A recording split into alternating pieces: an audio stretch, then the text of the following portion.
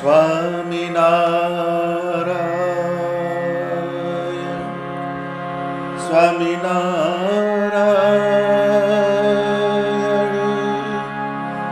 સ્વામિનારાયણ સ્વામિનારાયણ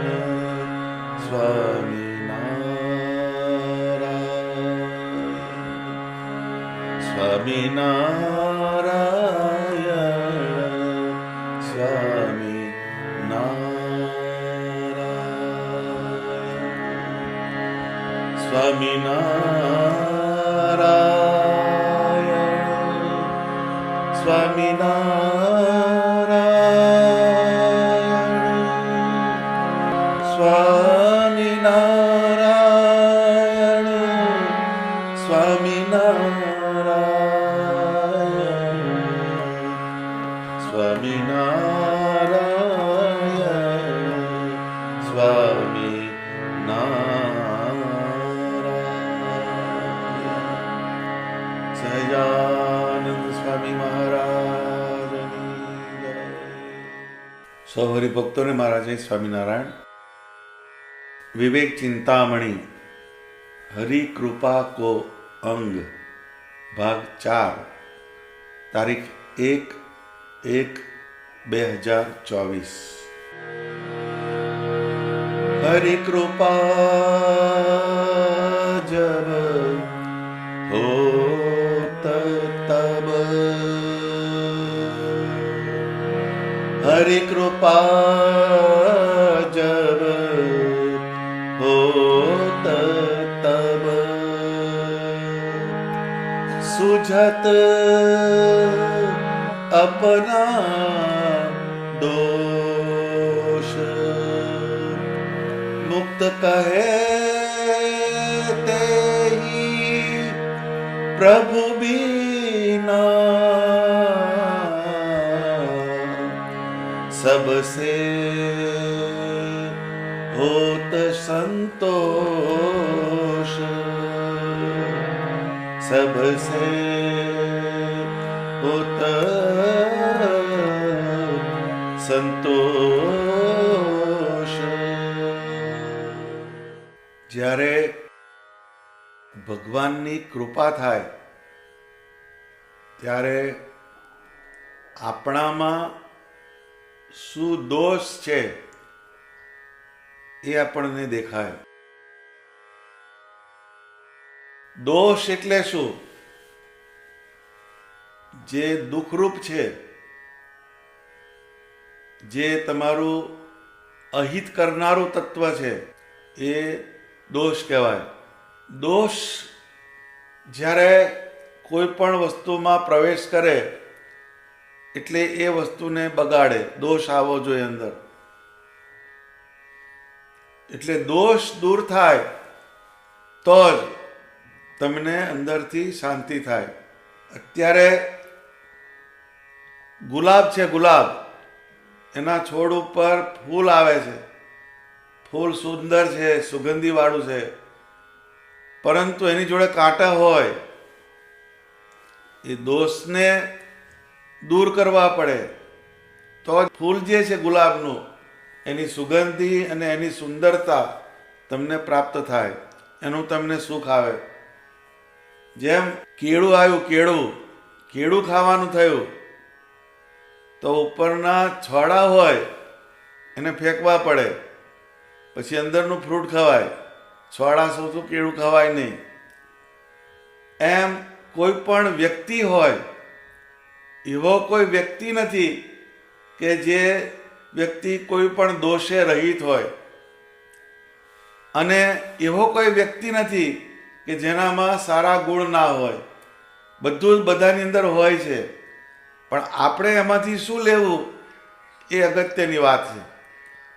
દોષ જે છે એ જ્યાં સુધી તમારા અંતઃકરણમાંથી દૂર ના થાય ત્યાં સુધી તમને અંદર શાંતિ થવાની નથી. એટલે ભગવાનની કૃપા થઈ ક્યારે જાણવાની? કે જ્યારે આપણને આપણા દોષ દેખાય. ભગવાન તરફ જવું છે તો દોષ જે છે, દોષ એને મૂકતા મૂકતા જ જવાય. દોષ ના જાય તો આપણે ભગવાન તરફ ગતિ કરી શકવાના નથી. એ દોષ તમને અંદરથી અટકાવે. દોષ એટલે શું? તો કે મિથ્યા જ્ઞાનથી ઉત્પન્ન થતો હોય એ દોષ. મિથ્યા જ્ઞાન એટલે ખોટું જ્ઞાન.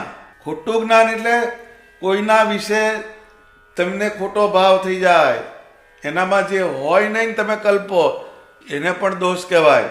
કોઈને દોષ ના દેવો એમ કહીએ છીએ આપણે. તો એ મિથ્યા જ્ઞાનથી ઉત્પન્ન થતો હોય અને જેની પ્રેરણાથી મનુષ્ય સારા નરસા કામમાં પ્રવૃત્ત થાય છે એને દોષ કહેવાય. જેનામાં દોષ પ્રવેશે તો એ ખોટા કામ કરવાની પ્રેરણા કરે, તમને ખોટા જ કામ કરે. એ દોષ અંદર પેસવો જોઈએ. ચોર હોય એનામાં દોષ પ્રવેશે છે એટલે ગમે એનું ઘર ફાડી આવે, ગમે એનું મર્ડર કરી નાખે, એ ચોરીને કશું ના થાય એમાંથી. એ દોષ પેઠવો એટલે ખોટું અને સારું કામ એ દોષ અંદર પ્રવર્તે એટલે કરાવે. એટલે એવો જે અંદર માનસિક ભાવ જે થાય એને દોષ કહેવાય. દોષ એ એક પ્રકારની અંદરની આપણી માનસિકતા છે. એ માનસિકતાની અંદર અશુભ તત્વ પેસે, આસુરી તત્વ પેસે એટલે એ તમને દોષ તરફ લઈ જાય. દોષમાં ઘણા બધા બીજા લક્ષણ લખ્યા એટલે રોગને પણ દોષ કહેવાય. કોઈને લાંછન લગાડો એને પણ દોષ કહેવાય. આયુર્વેદમાં કફ, પિત્ત અને વાયુ, વાત પિત્ત ને કફ, આના વિકારથી ઘણા રોગ થાય એને પણ દોષ કહેવાય. આપણું શરીર છે એમાં કોઈ પણ વસ્તુનું બેલેન્સ ખોરવાય એટલે રોગ થાય. એ જે રોગ આવ્યો એને દોષ કહેવાય. આપણામાં કામની ઈચ્છા પ્રવર્તે, ક્રોધ પ્રવેશે, લોભ પ્રવેશે, ઈર્ષ્યા પ્રવેશે, તો આ બધી વસ્તુ જે છે એ દોષરૂપ છે. ભગવાન પાસે જ્યારે જવું છે ત્યારે આ દોષને દૂર કરતા જ જવાય. કોઈ પણ ફ્રૂટ આપણે જમવું હોય તો એને સુધારીએ એટલે શું? ના કામની વસ્તુ કાઢી નાખીએ ને કામની વસ્તુ આપણે લઈએ છીએ. એમ પ્રત્યેક જીવમાં સારી વસ્તુ શું છે એ જોવાની ટેવ પડી હોય તો આપણામાં સારી વસ્તુ પ્રવેશે, અને ખોટી વસ્તુ શું છે એ જોવાની આપણને અંદરથી ટેવ પડી હોય તો ખોટી વસ્તુ પ્રવેશે. જેમ એમ કે મુક્તાનંદ સ્વામીએ કહ્યું કે જ્યું કીરી શુભ મહલ મેં છિદ્ર હી ખોજન જાત. કીડી હોય, કીડી એ શુભ મહેલ એટલે સારો મહેલ હોય. હવે મહેલની અંદર ઝવેરાત હોય, હીરા હોય, મોતી હોય, માણેક હોય, પણ કીડી છિદ્ર ક્યાં છે એ જોવે. એમ કીડી જેવો જીવ હોય એ સમયમાં જાય, ઉત્સવમાં જાય, મંદિરમાં જાય, કોઈક સારી જગ્યાએ જાય, છિદ્ર જ ખોડે. અહીંયા આ ખોટું છે, અહીંયા આ ખોટું છે, અહીંયા આ ખોટું છે. એટલે જેમાં એની વૃત્તિ ગઈ એ વસ્તુ એની અંદર પ્રવેશ કરી જાય. એટલે સારી વસ્તુ એમાં પ્રવેશે નહીં ને ખોટી વસ્તુ પ્રવેશી જાય. એટલે સમજવાનું કે આપણા પર ભગવાનની કૃપા નથી. જો આપણે પારકાના દોષ જો કરીએ તો સમજી લેવાનું કે આપણે સત્સંગમાં ક્યારેય પ્રગતિ કરી શકવાના નથી. આ સીધું મીટર એનું. દોષ એક નકારાત્મક ભાવ છે. કોઈના દોષ તમે જુઓ, કોઈના દોષની વાત કરો, તેમાં સારી વસ્તુ એકેય ના આવે. એ વસ્તુ સારી હોય જ નહીં. કોલસો કીધો એટલે કાળો, એમ નકારાત્મક ચિંતન છે જેનાથી ક્યારેય કોઈનું મંગળ થતું નથી. બે જણ બેઠા હોય અને કોઈના દોષ હોય એની વાત કરતા હોય, એમાંથી ક્યારેય સારી વસ્તુ હાથમાં આવવાની નથી. દોષ મિથ્યા દેહાભિમાનથી ઉત્પન્ન થાય છે. આ વિજ્ઞાન સમજવું પડે. દોષ જે છે એ ઉત્પન્ન કેમ થાય? તો કે મિથ્યા દેહાભિમાન. આ દેહનું અભિમાન એ મિથ્યા ખોટું અભિમાન હોય એને દોષ દેખાય. એટલે એને એવું દોષ જોવાની ટેવ પડી એટલે દોષ જોનાર વ્યક્તિનો અહંકાર વધારે ને વધારે મજબૂત થતો જાય, જેથી એ ભગવાનથી યોજનો દૂર થતો જાય. એટલે એ દોષ જોવે એટલે એને એમ લાગે કે હું એનાથી સારો છું, ના ખરાબ છે. એ દોષનું તત્વ આવ્યું. એટલે એ ક્યારેય ભગવાનને ભજવાના માર્ગમાં પ્રગતિ કરી શકવાનો નથી. એ હુંકાર જે છે એ દોષને આગળ લઈ જાય. એટલે મુક્તાનંદ સ્વામીએ ગાયું કે હું ટળે હરી ઢોકળા તે ટળાય દાસે રે. એ હું ટળે ને હરી ઢોકળા, આપણામાંથી હું ટળી જાય તો ભગવાન અંદર પ્રવેશ કરે. હું જ્યાં સુધી છે, કોઈના દોષ જોજો કરીએ છીએ ત્યાં સુધી તમારું અંતઃકરણ મલિન છે, ભ્રષ્ટ છે, નકારાત્મક વિચારવાળું છે. એમાં ક્યારેય કશી વસ્તુ ફ્લરિશ થવાની નથી. જેમ કોઈ જમીન હોય એની અંદરથી પાક લેવો હોય તો એ જમીનને ખેડવી પડે, ચોખ્ખી કરવી પડે. બાવળિયા ઝાખરા હોય, કાંટા હોય, ના કામના છોડ હોય, જવાહો ઉગ્યો હોય, આ બધું કાઢવું પડે. આ દોષરૂપ છે એ જમીનની અંદર. અને પછી અંદર બીજ વાવો તો એમાંથી પાક થાય. એમ આપણું અંતઃકરણ છે એ કોઈના દોષ જોઈ જોઈને ભ્રષ્ટ થયું હોય તો એને પહેલું એનાથી સાફ કરવું પડે અને પછી માળા ફેરવો, દંડવત કરો, પ્રદક્ષિણા કરો તો એ અંદર ઉગવાનું છે. નહીં તો આ આવો છે, આવો ના બોલે, આવી કે છે, આ તો આવી છે એમ બોલે. એ દોષ અંદર પેઠો એટલે તમને ક્યારેય ભગવાનના ભક્તનો મહિમા તરફ જવા દેવાનો નથી. એ દોષ જે છે બહુ દુઃખરૂપ છે અને અમંગળ છે. એ દોષ જે છે એટલે દોષ દ્રષ્ટિ જેની થઈ જાય, દોષ જોવાની દ્રષ્ટિ થઈ જાય એટલે એ અશુભ અનિષ્ટ તત્વમાં જ એનું મન પરોવાયેલું રહે. એ દોષ કોણ જોવે? તો કે જે ભગવાનથી વિમુખ છે, જેના ઉપર ભગવાનની કૃપા નથી થઈ એવા જીવ, જે ભક્ત હોય, સારા મનુષ્ય હોય, એના દોષ જોવે છે. એટલે મુક્તાનંદ સ્વામી કહ્યું કે મુક્ત કહે હરિ વિમુખ કો તન અભિમાન ન જાત, જ્યું કૌવા કાશી ગયો તદપી વિષ્ટા ખાત. એટલે એમ કે હરિથી વિમુખ એ જે હોય એને પોતાનું દેહાભિમાન જાય નહીં ને એને કારણે એને પોતાના દોષ દેખાય નહીં અને બીજાના જ દોષ દેખાય. ને કાગડાની ઉપમા લી સ્વામીએ. કેટલું એમનું લોજિક છે, ઓબ્ઝર્વેશનનું સાયન્સ છે આ. કે જ્યું કૌવા કાશી ગયો, કાગડો હોય એમ કે કાશીએ જાય તો એમ કે ગંગાજળમાં ચાંચ ના મારે. તદપી વિષ્ટા ખાત. હવે લોકો ગંગાજળ લેવા કાશીની જાત્રા કરવા જાય. લોકો એના હજારો માઇલ દૂર હોય તોય ત્યાં જાય કાશીનું ગંગાજળ લેવા. પણ કાગડાભાઈ જે છે એ વિષ્ટા ઉપર ચાંચ મારે છે. એમ આવો શુભ સત્સંગ, દિવ્ય સત્સંગ, કલ્યાણકારી સત્સંગ, એમાં કોઈનામાં ધ્યાન છે, કોઈનામાં જ્ઞાન છે, કોઈનામાં ભક્તિ છે, કોઈનામાં વૈરાગ્ય છે, એ આપણને દેખાય નહીં. કેમ કે કાગડા જેવા થઈ ગયા. એટલે વિષ્ટા, આ તો આવો છે, આ તો આવો છે, એવા ચિંતવનમાં ને ચિંતવનમાં આપણો સમય એ બરબાદ થઈ જાય. એટલે એ દોષ જે છે એનાથી ક્યારેય સારા વિચાર આવવાના નથી. એનું મન જે છે એ મલિન થઈ ગયું, ભ્રષ્ટ થઈ ગયું. એટલે પરિણામ સ્વરૂપે એનું મન ભગવાન તરફ ગતિ કરી શકવાનું નથી. આ દોષ આટલો બધો નકારાત્મક છે. નકારાત્મક એટલે એમાં કોઈ પણ વસ્તુ હકારાત્મક આવે નહીં. જ્યારે તમારે જીવનની અંદર પ્રગતિ કરવી હોય તો હકારાત્મક વિચારધારા અંદર આવી જોઈએ. હકારાત્મક વિચારધારા એટલે શું? મહિમા, સેવા, આ બધી હકારાત્મક વૃત્તિ છે. કોઈનો મહિમા સમજીએ, કોઈની સેવા કરીએ આપણે દેહ કરીને, આ બધા હકારાત્મક અંગ છે. એટલે બીજાના દોષ જોવામાં માણસ પોતાનો સમય, દોષમાં સમય જ ગયો ને, કોઈના દોષની વાત કરીએ એટલો સમય તમારો બરબાદ થયો, એ સમય ગયો. પછી બુદ્ધિ, આપણી બુદ્ધિ એનું જ ચિંતન કર્યા કરે, એનું જ બધું એનાલિસિસ કર્યા કરે. આપણે કોઈ પણ સામેનો વ્યક્તિ કેવો છે એનું એનાલિસિસ આપણે કરીએ છીએ. એટલે આપણી બુદ્ધિ ખોટે ઠેકાણે વપરાય. આપણે અંદર શું ફિરકા ફરે છે એ બાજુ આપણી બુદ્ધિ જતી નથી. એટલે આપણી શુદ્ધિ ક્યારેય થવાની નથી. કેમ કે પારકા દોષ જોવાની ટેવ પડી. પછી મનની અંદર બધું મનન દોષનું જ ચાલ્યા કરે. એટલે બરબાદી તરફ આપણને લઈ જાય.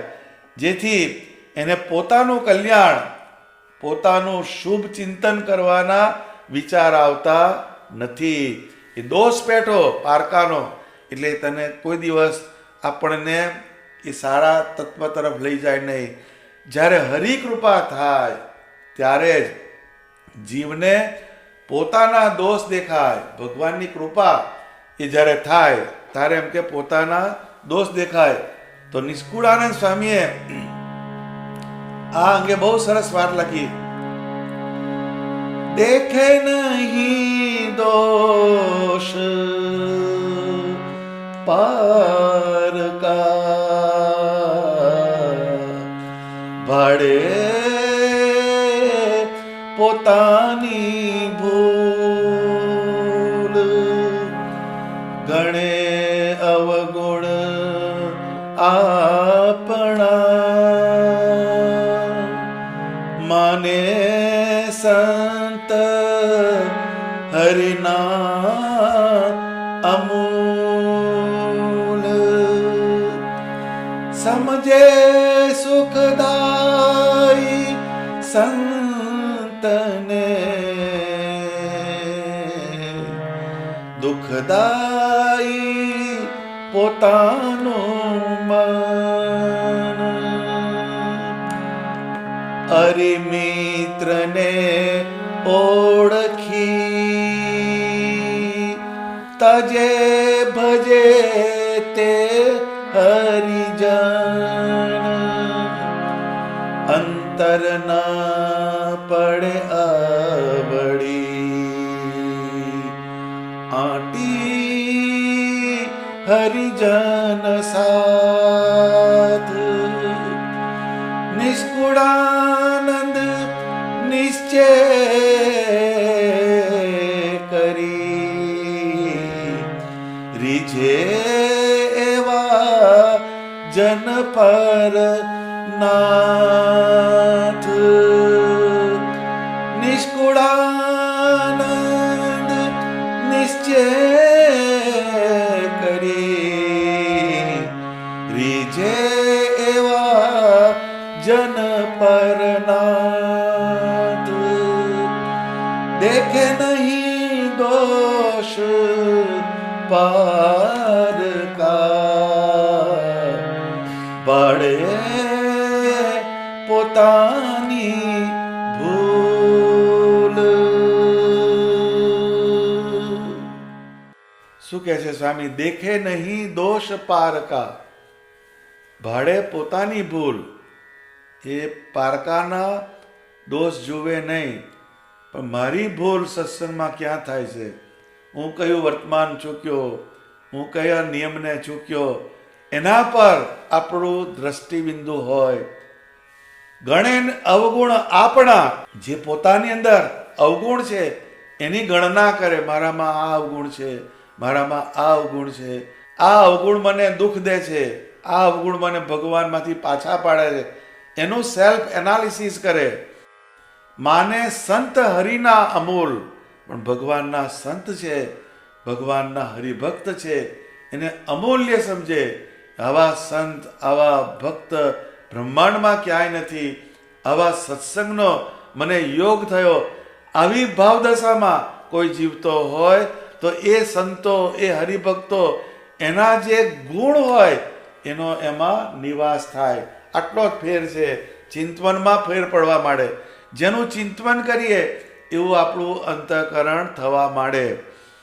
સમજે સુખદાયી સંતને, દુઃખદાયી પોતાનું મન. સત્પુરુષ જે છે એને સદા સુખદાયી સમજે. સંત પુરુષ જે છે એ આપણું હિત કરનારા છે. આ જગતની અંદર કલ્યાણ કરનાર, પરમ હિતકારી સત્પુરુષ છે એવું સમજે. અને દુઃખદાયી પોતાનું મન. આવા સત્પુરુષને વિશે તું દોષ કલ્પું છું, એટલે તારા જેવું દુષ્ટ કોઈ નથી, તારા જેવું પાપી કોઈ નથી, એવું આપણા મનને કહેવું અંદરથી. દુઃખદાયી પોતાનું મન. અરી મિત્રને ઓળખી, તજે ભજે તે હરિજન. અરી અને મિત્ર. અરી એટલે દુશ્મન અને મિત્ર એટલે મિત્ર, તમને સહાયરૂપ થાય એ મિત્ર કહેવાય. એટલે સહાયરૂપ કયું?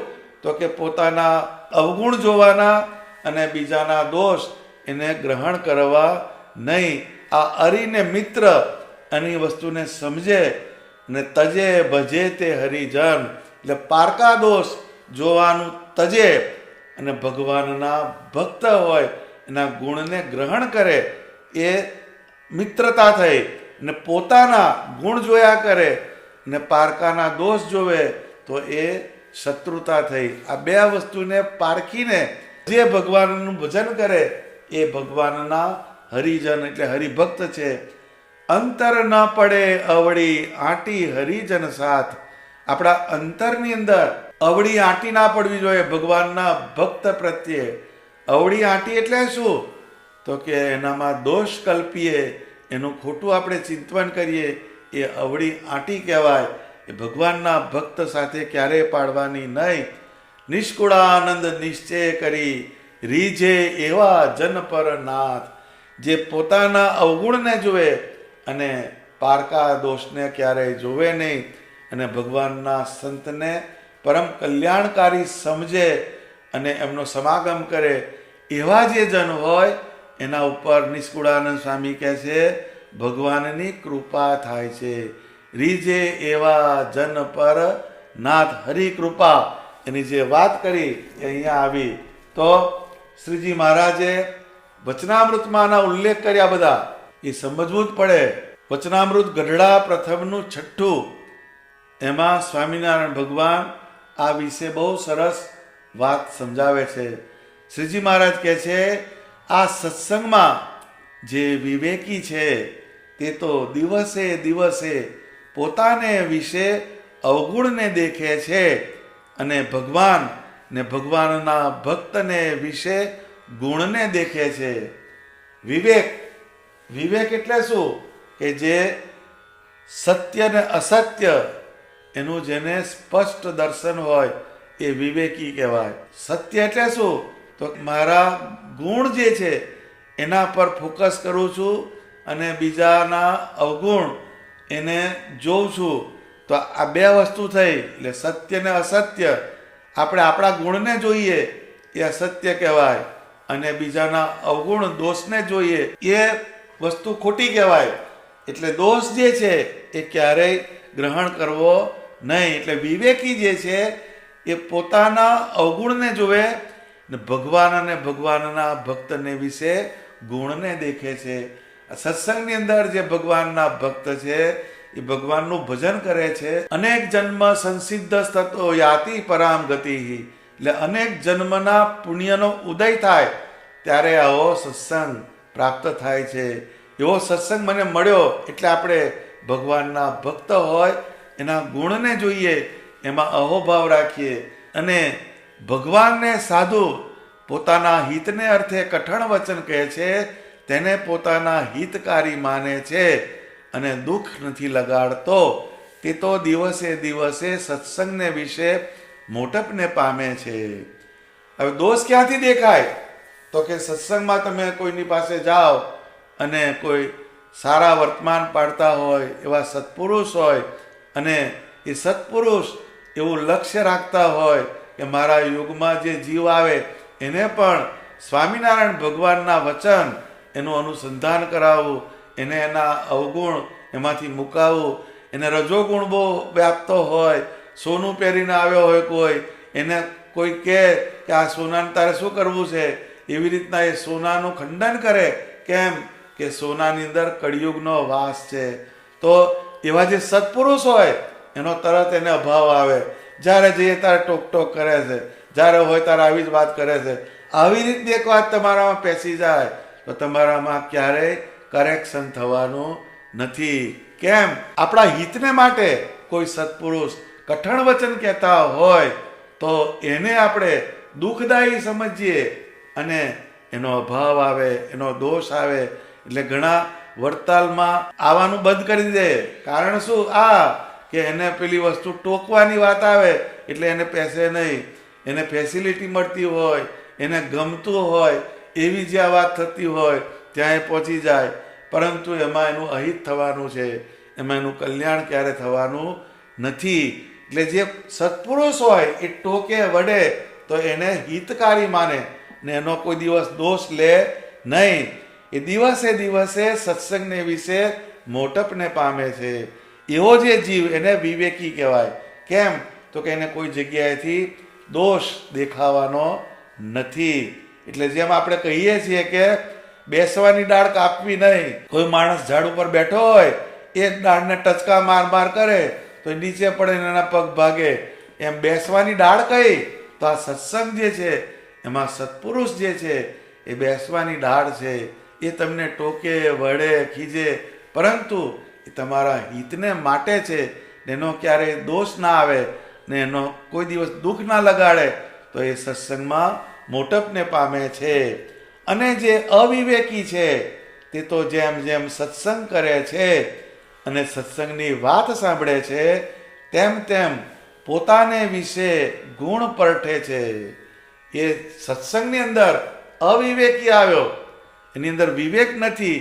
એટલે એ જેમ જેમ સત્સંગ કરે, સત્સંગની વાત સાંભળે તેમ તેમ પોતાને વિશે ગુણ પરટે. આ બધું હું જાણું છું, આ કંઈ નવું નથી, મને બધી ખબર પડે છે. આવી રીતના હોય. પાછા કથાની અંદર બેઠા હોય તો પોતાનો એમ કોલર ઊંચો કરી લે, પણ અંદર જુદું ફરતું હોય પાછું. પણ એ વસ્તુ એનામાં આવી. પણ એવો જ્યારે થઈ જાય જીવ તો એને કેવો સમજવાનો કે સાપ જે છે, સાપ, એ સાપ દૂધ પીએ છે પરંતુ એની બાય પ્રોડક્ટ ઝેર બની જાય છે. એ દૂધમાંથી ઝેર બને છે. એમ આવો જે અવિવેકી દોષને દેખનારો જે જીવ હોય એ સત્સંગમાં જાય, કથા વાર્તા સાંભળે, ભજન કરે, પણ ઊભો થાય એટલે બે દોષના તત્વો લઈને ઊભો થાય. એ સાપ છે મૂળે, એને દૂધ પીધું પણ થવાનું છે ઝેર. એમ આપણે સાપ જેવા થઈએ નહીં ને સત્સંગની અંદર વિવેક રાખીને આપણે આપણા દોષને ઓળખીને એ દોષને દૂર કરવાનો પ્રયાસ કરવાનો.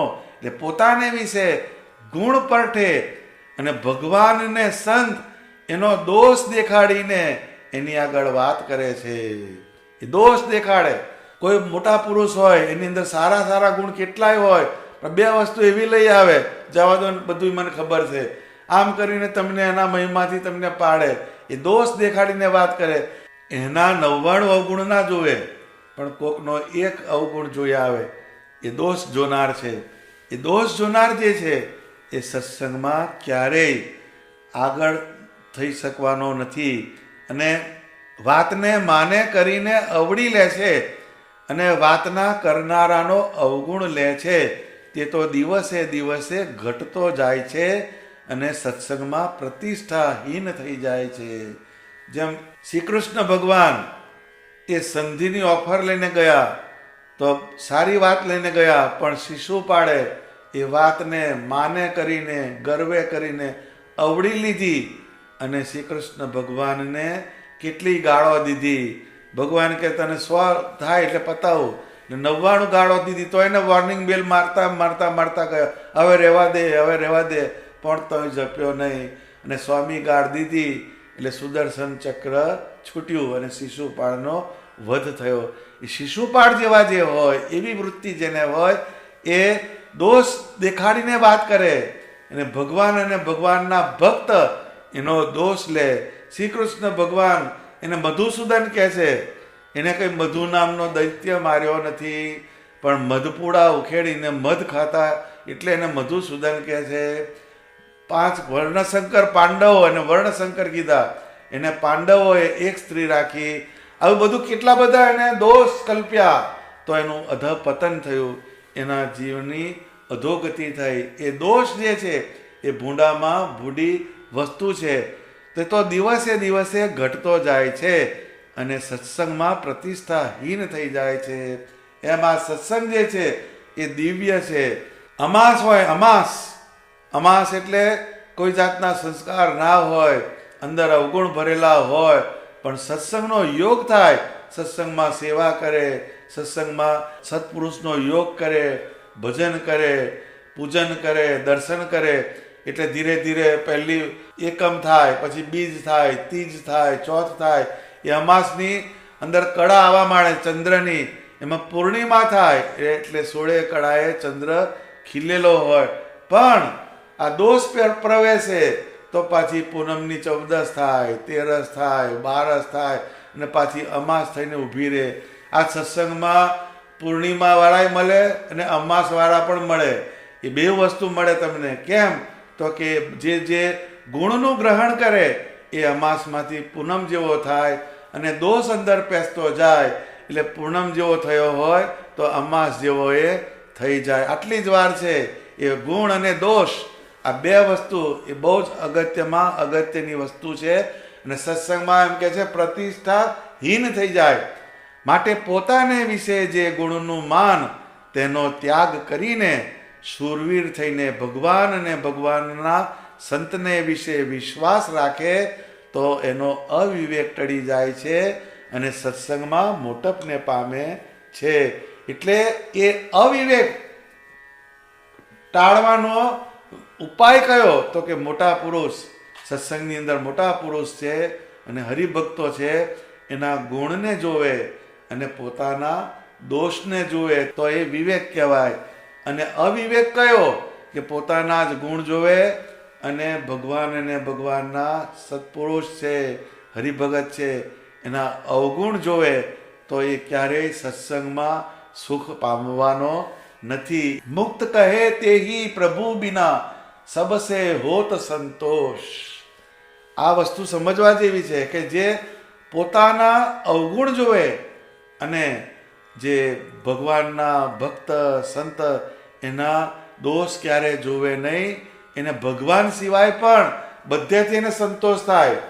આપણો ઊંધો ફિરકો છે, આપણે ભગવાન આગળ જ પાદરા, પણ એના વગર સત્પુરુષ હોય, હરિભગત હોય, ત્યાં આપણે આપણી ભાવદશા જુદી હોય, ત્યાં આપણું બેરોમીટર બદલાઈ જાય, ત્યાં આપણો માપદંડ બદલાઈ જાય છે.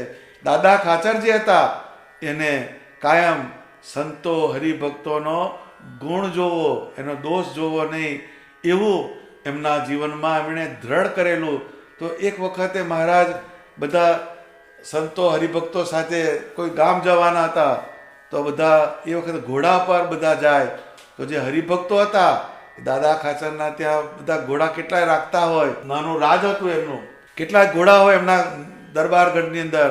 તો બધા એક પછી એક બધા ઘોડા ઉપર બેસી ગયા અને પછી દાદા ખાચરને પણ જોડે જવાનું હતું, પણ દાદા ખાચરને બેસવા માટે ઘોડો રહ્યો નહીં. એટલે દાદા ખાચર માળા લઈ અને પૂજા લઈ ચાલતા ચાલતા ચાલતા પાછળ જાય છે. તો મહારાજે વચ્ચે ઊભા રહ્યા અને કહ્યું કે દાદો ક્યાં? તો કે મહારાજ ખબર નહીં. એટલે બધા ભાડ કરાવી. તો દાદા ખાચર ચાલતા ચાલતા દૂરથી આવતા જોયા. પછી મહારાજે કહ્યું કે તમને આટલું ના થયું કે છે દાદા ખાચરને બેસવાનું ના રહ્યું? પછી દાદા ખાચરે કહ્યું કે મહારાજ એ તમારા ભક્તો છે, એ મારા ઘોડા પર બેઠા એથી શું વધારે સારું કહેવાય. એની જગ્યાએ આપણે હોઈએ તો એમ કે અમનામાં વિવેકનો છાંટો ક્યાં છે, હારા બેહી બેને હેડવા મળે, આપણે આટલું જ બોલીએ, આપણો તરત અવિવેક આવી જાય. એ દોષ એ જેમ કે જેને આવો ગુણ હોય, મોટો વિવેક હોય, એને એમ કે મુક્ત કહે તે હી પ્રભુ બિના સબસે હોત સંતોષ. બધાથી એને સંતોષ મળે. આપણને બધાથી સંતોષ મળતો નથી. કેમ કે આપણને દોષ પારખવાની, દોષનું મનન કરવાની, રટણ કરવાની ટેવ પડી ગઈ છે. એટલે ક્યારેય આપણને સંતોષ મળવાનો નથી. લગ્નમાં 50 વાનગીઓ હોય પણ 2 વાનગીના ખોળ કાઢે. દાળ બરાબર નથી, આજે આમાં મસાલો બરાબર નહોતો, આટલી વસ્તુ બરાબર, 48 વસ્તુને સારી રીતે ભોગવે નહીં, પણ 2 વસ્તુની ખામી કાઢીને ઊભો થઈ જાય. એટલે સબસે હોત સંતોષ. બધાથી સંતોષ તમારે મળવો હોય તો આપણા અવગુણ જોવાના અને બીજાના ગુણ જોવાના. તો સત્સંગમાં બધેથી જ આપણને સંતોષ મળે. નહીં તો આવો કલ્યાણકારી સત્સંગ, એમાં કાગડો કાશીએ ગયો પણ વિસ્તા ઉપર ચાંચ મારીને પાછો આવે. આવા ક્યારેય થવાનું નહીં. વડતાલ જઈએ તો માત્ર ને માત્ર હરિકૃષ્ણ મહારાજ, એની પ્રસાદીના સ્થાન, એના પ્રસાદીની વસ્તુઓ, એનું દર્શન કરીને, એનો મહિમા સમજીને, એનો આનંદ લઈને ઘેર જવાનું. પણ કાગડા જેવા થવાનું નહીં. દેખે નહીં દોષ પાર કા, ભાડે પોતાની ભૂલ. આ નિષ્કુળાનંદ સ્વામીના વચન છે અને મુક્તાનંદ સ્વામીના આ વચન, આ બેને જો આપણે સમજી રાખીએ તો સત્સંગમાં આપણને કાયમ સુખ અને સુખ. સહજાનંદ સ્વામી મહારાજની જય.